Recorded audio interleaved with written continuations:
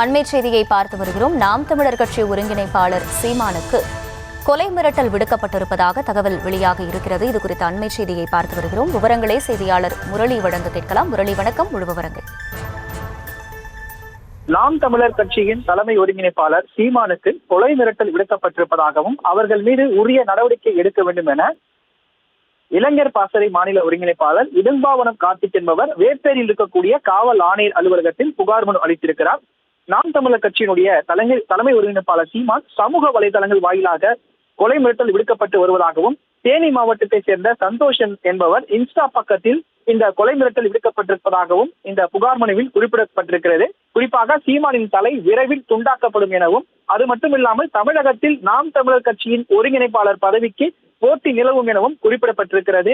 இந்த விவகாரம் தொடர்பாக அவர் மீது உடனடியாக நடவடிக்கை எடுக்க வேண்டும் எனவும், குறிப்பாக தெலுங்கு பேசும் மக்களை தவறாக பொது தளத்தில் பதிவிட்டதால் அதற்கு முழு பொறுப்பு நாம் தமிழர் கட்சி ஒருங்கிணைப்பாளர் சீமானுக்கு இதை ஏற்க வேண்டும் எனவும் குறிப்பிடப்பட்டிருக்கிறது.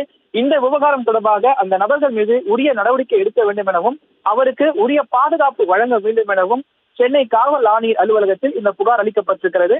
புகாரை பெற்றுக் கொண்ட போலீசார் இது தொடர்பாக விசாரணை மேற்கொண்டு வருகிறார்கள்.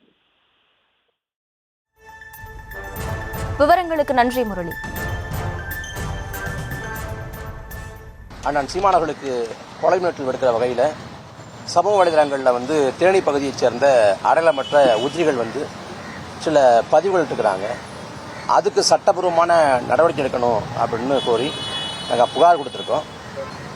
நாம் தமிழர் கட்சினா அண்ணன் சீமான்னா நாம் தமிழர் கட்சி நிர்வாகிகள்னா எந்த எல்லைக்கும் போய் பேசலாம், ஆபாசமாக பேசலாம், தனிநபர் தாக்கல் எடுக்கலாம், குடும்ப ரீதியாக பேசலாம், வசவு சொற்களை பயன்படுத்தலாம்.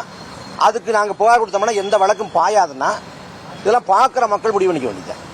அப்போ நாங்கள் நம்புகிறோம், இந்த அமைப்பு முறையை நம்புகிறோம், ஜனநாயக பாதையை தேர்வு பண்ணி இதை நாங்கள் நடவடிக்கையை எதிர்பார்த்து நாங்கள் மனு கொடுத்துருக்கோம்.